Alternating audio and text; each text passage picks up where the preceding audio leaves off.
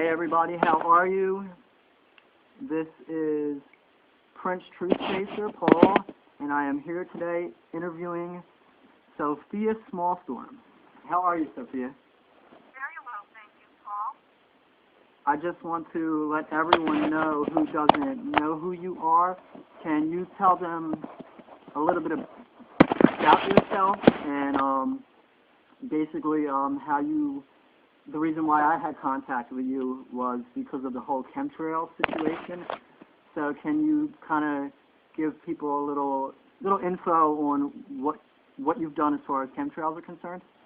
Yes, I have the website aboutthesky.com, and I also did a talk at ConspiracyCon last year on the subject of chemtrails. The title of that, you can see it on YouTube. It's an hour talk. There's a ton of visual material that shows along with the talk. So it's titled From Chemtrails to Pseudo-Life, the Dark Agenda of Synthetic Biology.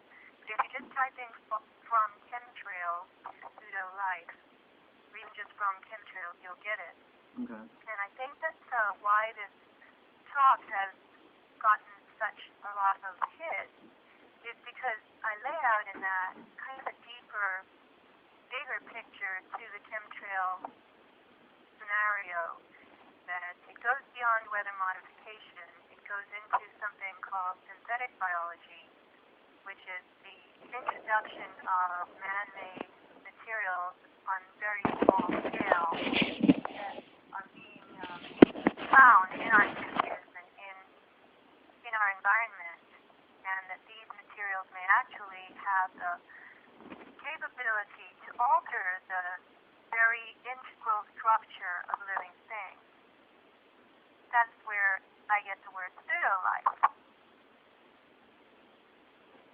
Now, Sophia, there's a lot of people out in the world today. They see the chemtrails, and a lot of people say that they're not chemtrails, they're contrails, and that it's a bunch of BS, and that it's only contrails. What do you have to say about that? Well, that's really starting at the beginning of the argument. NASA and the news media are admitting now that for some weird reason, jet contrails stay in the sky and they feather out and they make a cloud mass. They call this jet cirrus or man-made cirrus.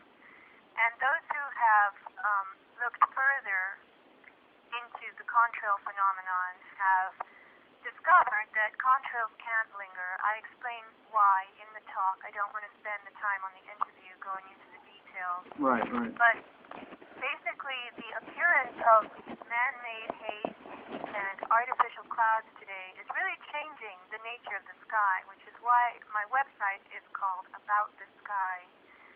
So that's where you begin. It's looking up.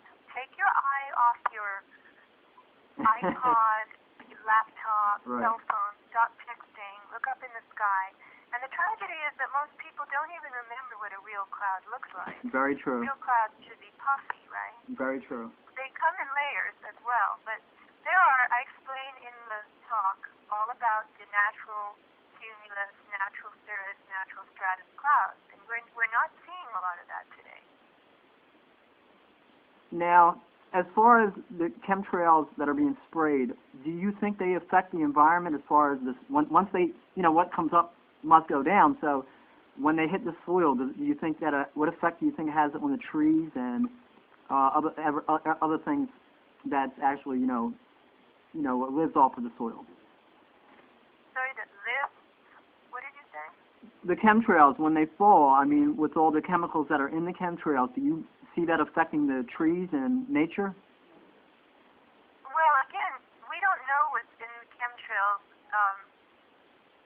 specifically. We know what's in the environment. We've done soil and water testing, and we're seeing very high levels of aluminum and strontium and barium in particular. So that has to come from above, because natural sources of those elements are just doesn't show up in the soil and the water at that level. So, of course, these levels of dangerous, meaning neurotoxic and heavy metal type elements, are affecting living organisms. And you can see the assault on the natural world. Part of it is just, 40, 50 years of industrial pollution. But we have a different kind of pollution now. And I see around me trees that are looking really, really shabby, Right. that are on their last legs. And yet the tragedy again is that most people don't even know what an unhealthy or dying tree looks like. They have no clue. They know a tree is a tree because it has leaves and branches and it grows out of the ground, but that's about it. But when you start educating yourself on what trees do, a lot of trees that are gasping for their last breath put out what's called secondary growth. You'll see these tufts, skinny little branches coming out of the trunk. And that means the tree is trying to survive, and it's not a sign necessarily of health. So there are all these little clues. You can start figuring it out and learning about it. But again, the question is, do people want to do it? Do they have the time? People are busy entertaining themselves, right? Now, do you think that's a part of the whole experimental agenda from the elite that are experimenting on us with the chemtrails?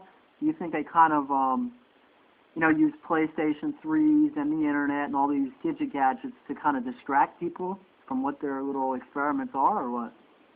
Well, I think part of it is an attempt that's succeeding to take us out of our real present-day lives into a virtual consciousness. Right. And when you're playing a game on a screen or texting somebody for the 20th time that day, and that person isn't even in front of you, and you're not hearing their voice, you're really quite removed from reality, right? I agree. And if you're that removed, then you begin to notice less and less the real world around you, and your life is lived by way of this nearly fictitious or fictional world. I mean, it approaches that. For instance, television, becoming engrossed in reality shows or soap operas or dramas or whatever, caring about those characters.